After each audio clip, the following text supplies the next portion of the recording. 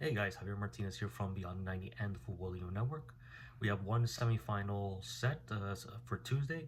Spain would be taking on France. Spain beat Belgium yesterday in a hard-fought match with Mikel Merino scoring the game winner. France did so the day before against Morocco, beating them 2-0 without really breaking a sweat.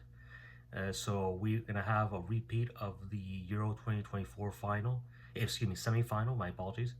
Um, and in it's the semifinal that's really quite up in the air. I think it's safe to say that France, because of the team, the quality, they would be they might be the slight favorites just because on the field performance. If we go into historical matters, then obviously Spain beat them in the semifinal 2 years ago. They're the current European champions.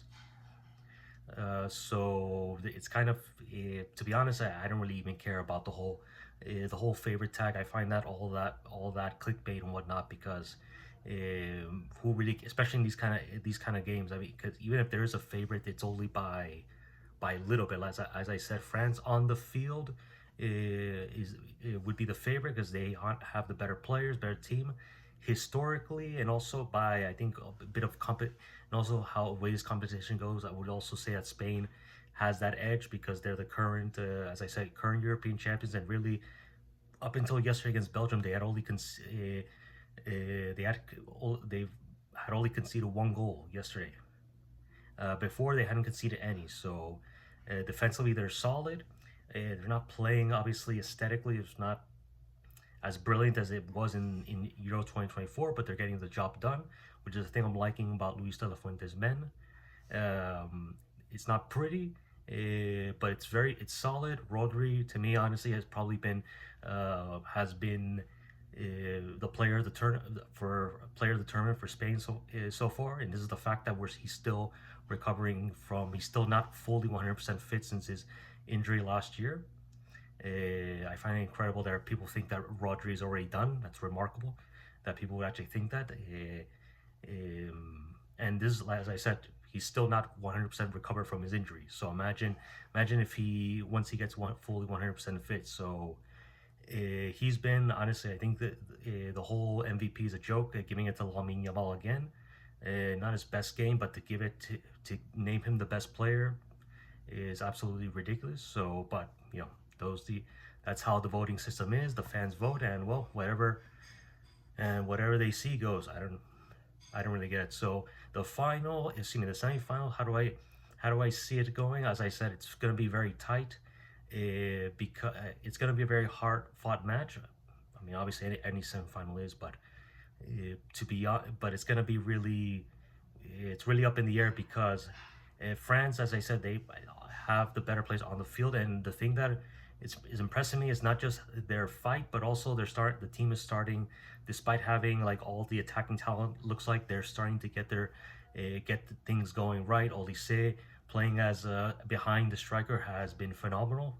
Look out for Company doing the same thing with him at Bayern.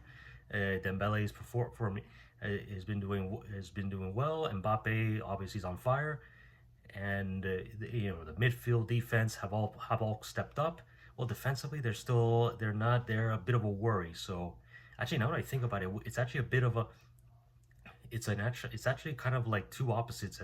You have Spain coming in, who defensively is probably the best team because they've only conceded one goal, and then you have France, who in attack are brilliant, but they have conceded, obviously not a hand, not obviously lots and lots of goals, but they have come in conceding. They have conceded quite a few. I know they conceded. I think how many was it? Two against Senegal, one against Iraq, and then which obviously is not a big difference. But yeah, but we can see who's the better defensive teams in here, and that's very important for me. That's always very important because, as they always say, defense wins championships. Um, so we'll see. To be honest, I really don't know how to view this game. This game is really up in the air. What does worry me about Spain and De La Fuente is that I'm worried that at some point his strong loyalties toward the players that helped them win the Euros in 2024 might come back to bite him. I understand the loyalties that coaches have. I respect that, but there's a difference between. But when there's a huge difference between players, and the tough decisions have to be made, and the fact that he's still relying on Unai Simon. I mean, yesterday he almost blew it in the last few minutes. Belgium could have tied and even won it. When I mean, being loyal to him while you have David Raya, who helped Arsenal win the league, and you have Johan Garcia as the next bright, who has a very bright future coming ahead. So, and then you have other players on the field. I mean, obviously you can make exceptions for Yamal because he's a brilliant player, and probably Mikel Merino because he's a good squad player, and as you see, he's clutch coming off the bench. But you look at the squad, and he took Nico Williams. Nico Williams has barely played Athletic Bilbao these last few months. Baena is decent, but nothing spectacular. And his season at Atletico wasn't exactly the best. Yerry Momino has also struggled with injuries, even though he played toward the latter part of last season. And oh my god, and I'm trying to think who else did I forget? My apologies. I'm sorry. I completely forgot who else was. Oh yeah, and he took Victor Munoz who's the new Liverpool player who and got into camp with an injury in the same position that Nico Williams plays. So that's the thing that I'm a little bit worried that when the time comes, if his loyalties might come back to bite him, not having the stomach to drop Unai Simon. Obviously, I'm not saying for the World Cup, but I mean months previously when you had Raya performing at Arsenal, and then now Johan Garcia, not telling guys like Nico Williams, Alex Baena, and all these guys to stay home and take players who were not just fit but in finishing the season in good form.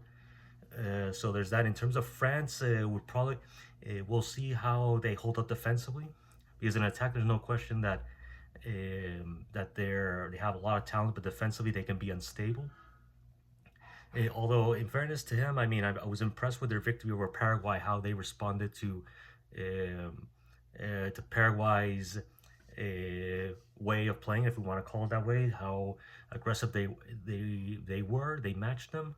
They didn't complain. They just said, okay, you guys wanna fight in the mud, we'll fight in the mud with you, and they came out on top.